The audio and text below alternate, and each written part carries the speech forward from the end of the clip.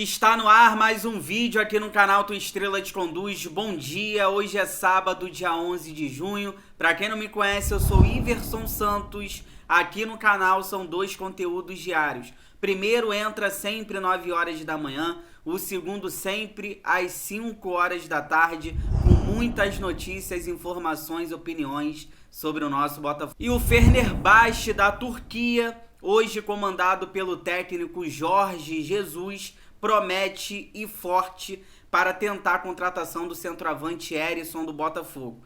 De acordo com o jornalista turco Ersin Dusen, do portal Volley, o nome do atacante alvinegro é tratado com muita seriedade pelos dirigentes do Fenerbahçe.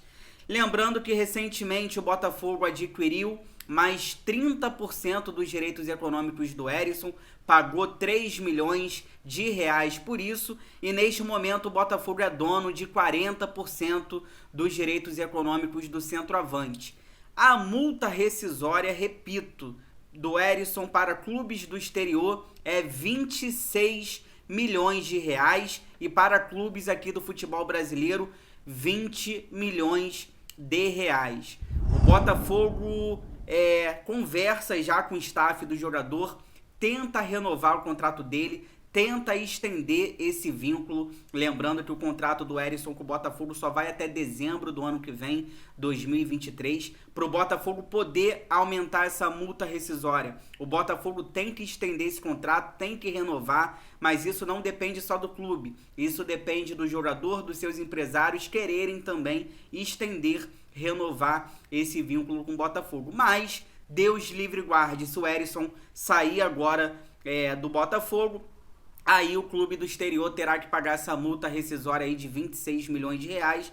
Aí a gente não vai ter o que fazer. De 26 milhões de reais, o Botafogo é dono de 40% dele. Então o Botafogo receberia 40% desses 26 milhões de reais. Se a gente fizer o cálculo ali, dá aproximadamente um pouco mais de 10 milhões de reais. Tirando os 3 milhões que a gente pagou agora, mais 30% dele, o Botafogo teria um lucro ali um pouco mais de 7 milhões de reais nessa venda.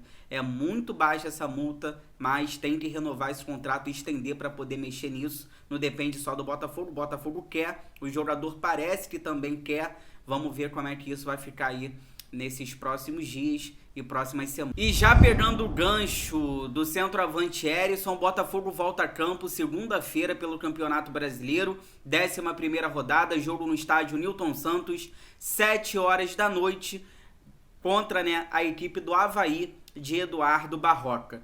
No jogo contra o Palmeiras, o Herisson não jogou e o Diego Gonçalves também não jogou, ambos aí por problemas físicos, ficaram fora aí desta partida diante do Palmeiras, mas segundo aqui o Globoesporte.com, as ausências ali, tanto do Herisson quanto do Diego Gonçalves, ainda pode se estender para o jogo de segunda contra o Avaí, porque eles ainda têm o retorno incerto para este duelo de segunda-feira. Lembrando que o Botafogo também segunda-feira não contará com o lateral direito Saravia, ele está suspenso, tomou o 3º cartão amarelo diante do Palmeiras na última rodada. O Saravia, que foi o melhor jogador do Botafogo na última partida contra o Palmeiras, com muita vontade, muita determinação, muita garra, e o Saravia está fora segunda aí, vai cumprir suspensão. Então nas laterais, Daniel Borges deve ser o titular pela direita, o Hugo deve ser titular na esquerda. Só que abre uma vaga no ataque. Aí, segundo aqui o Globoesporte.com, o Chay, ele deve ser titular se os dois atacantes que eu acabei de citar não se recuperarem. Só que a gente tem que ver a situação também do Matheus Nascimento, que está cedido à Seleção Brasileira Sub-20. Ontem fez gols também.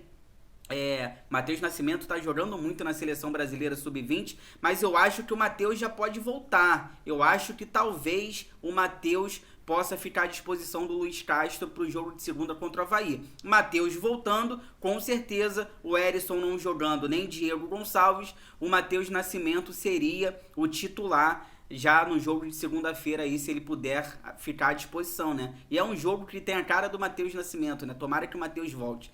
Não tendo Matheus, não tendo Herisson, não tendo Diego Gonçalves, aí segundo a matéria aqui, o Chay pode ser o titular. Vamos à escalação que eles trouxeram aqui rapidamente. Segundo o GE, Botafogo vai entrar em campo segunda com Gatito, Daniel Borges, Canuco, Este, Hugo, Luiz Oyama ou Kaique, Tietê ou Del Piage e Lucas Fernandes. Chay, Vitor Sá e Vinícius Lopes aqui mais uma vez jogando ali como centroavante camisa 9. Mas repito, vamos ver como é que vai ficar a situação de Diego, de Erisson, de Matheus Nascimento. O técnico Luiz Castro ainda vai ter os treinos de hoje, sábado, de amanhã, domingo, para definir a equipe. E a CBF divulgou ontem, sexta-feira, a tabela detalhada das oitavas de final da Copa do Brasil. Botafogo e América Mineiro, oitavas de final dessa competição. E o Botafogo vai enfrentar o América Mineiro em 2 quintas-feiras, com transmissão do Sport TV nos 2 jogos. O primeiro jogo será no dia 30 de junho, às 7 horas da noite, na Arena Independência. E o jogo de volta está marcado para o dia 14 de julho, 9 horas da noite, no estádio Newton Santos. Então é isso, saiu a tabela, 2 quintas-feiras. Primeiro no Independência, o jogo de volta no estádio Newton Santos. No Independência, o jogo 7 horas da noite, numa quinta-feira, com transmissão do Sport TV. E o jogo da volta no estádio Newton Santos, 9 horas da noite, também com transmissão do Sport TV.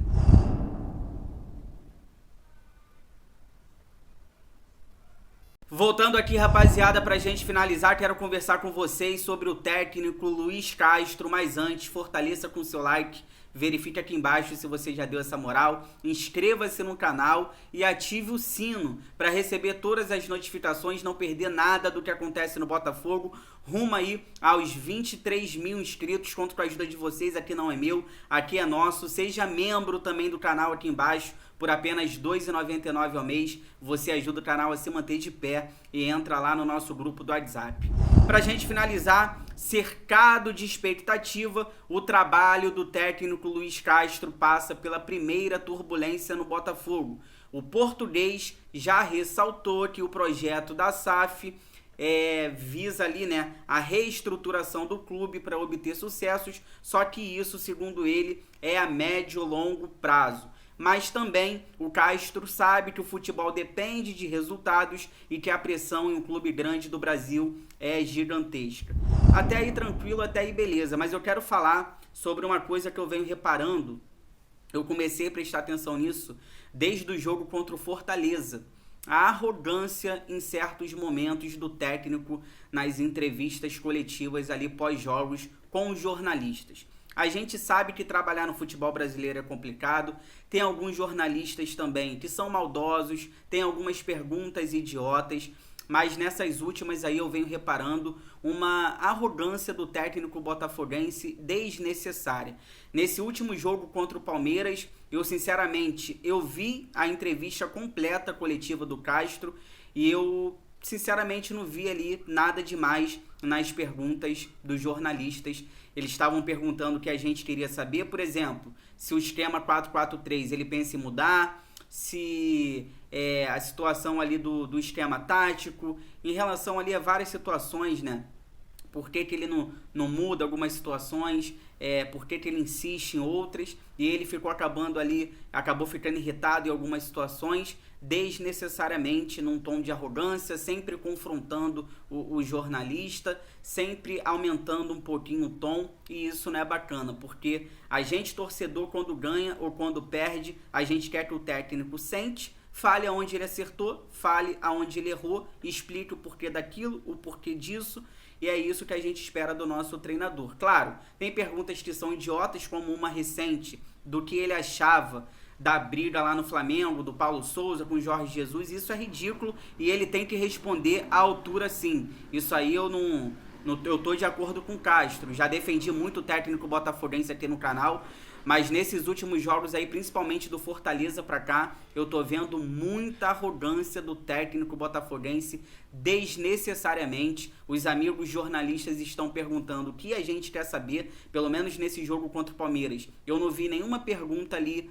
maldosa, nenhuma pergunta, teve uma também em relação a brigar para não cair ou não. No primeiro momento ele fala que o Botafogo, a briga para permanecer na Série A o jornalista pergunta, então o torcedor botafoguense tem que entender que a briga é pra não cair, né? Aí ele volta atrás, fala que quem falou isso, eu não tô falando isso. Então, assim, confrontando os jornalistas, aumentando o tom de voz, e essa arrogância não é bacana. E uma coisa que eu falei na nossa live pós-jogo aqui, que tá me irritando muito nele também, é que quando ele tem que explicar o que deu errado, o que ele tem que dar uma satisfação a nós torcedores, ele tá sempre colocando o seu cargo à disposição.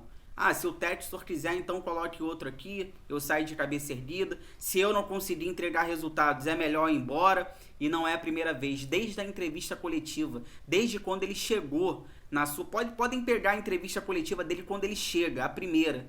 Ele já fala em sair, cara. Ele já fala que se não tá, sabe? A gente entende ali algumas situações, mas tem outras que já chateiam a gente. Porque a gente quer compromisso com o projeto.